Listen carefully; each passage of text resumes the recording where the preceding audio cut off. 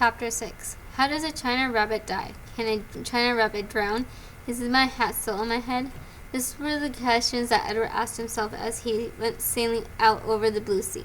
The sun was high in the sky, and from what seemed to be a very long way, Edward heard Adeline call his name. "Edward!"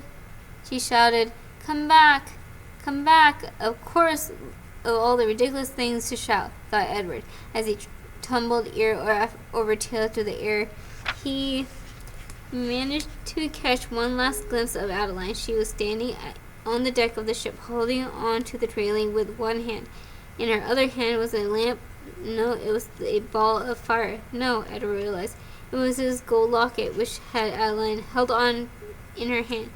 She was holding it up high, and it was reflecting the light of the sun.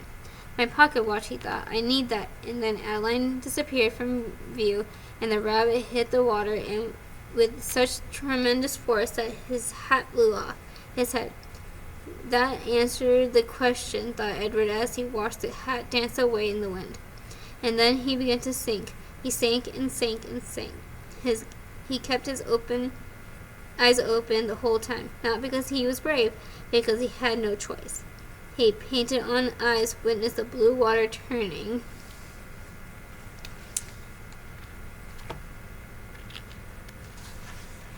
to green and then to blue again. They watched as they finally became as black as night. Edward went down and down. He said to himself, "If I'm going to drown, certainly I would have done so by now."